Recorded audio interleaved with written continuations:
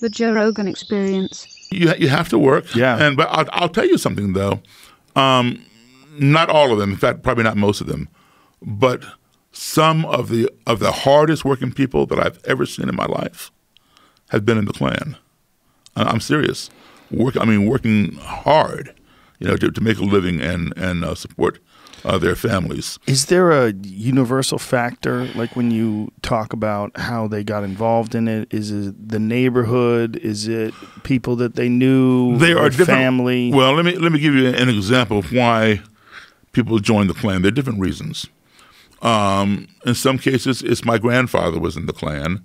My daddy was in the Klan, so I'm in the Klan, and my kids are going to be in the Klan. It's a family tradition, right, passed down. And when you are dealing with somebody with that kind of tie, that generational thing, it may take a little longer for them to come out because it's hard to break family tradition, right?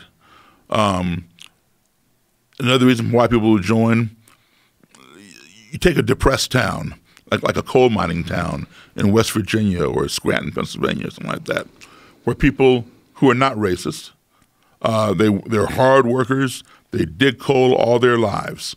Grandfather dug coal, father dug coal, now you dig coal after high school. That's all you know.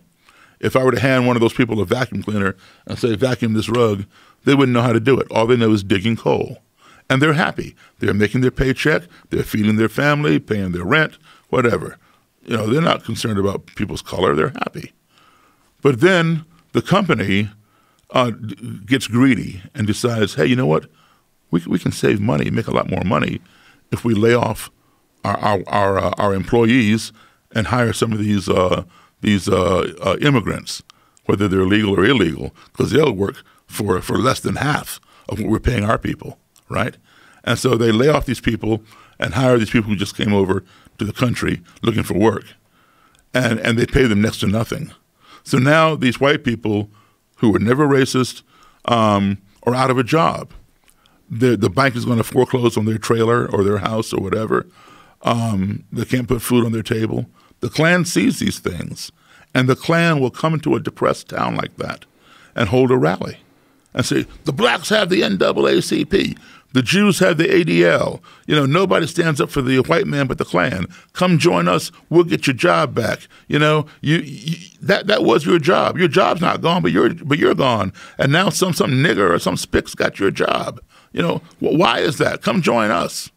So these people, like I said, who were never racist, they began thinking, well, they're right. My job is still there, and I worked that job for 25 years.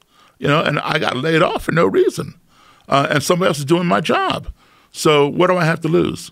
Give me an application, and they sign up. So they're like coerced into this group. They may be a little easier to come out. You're talking with them. Then a third reason why people would join, if somebody relocates to a town that is very Klan-oriented, a lot of people from Klan live there and stuff, if you want to do business in that town, you got to assimilate. You join the local country club, the local chamber of commerce, and the local KKK. So, those different reasons why people will join. And depending upon how strong the ties are or why they join can determine their longevity or their hold on it. What is the one that took you the longest to crack? Well, I'll be honest with you. I never set out to convert anybody. And even though in the media it will say black musician converts 200 Klansmen or X amount of Klan members, I didn't convert anybody. I didn't even convert one of them. I will say that I am the impetus for over 200 leaving the Klan. Yeah, I know that for a fact. And people have told me, I'm out of it because of you and things like that. But I did not convert them. They converted themselves. I gave them reason to think about their direction in life. And they thought about it and thought, I need a better path, and this is the way to go. Because what would happen would be this.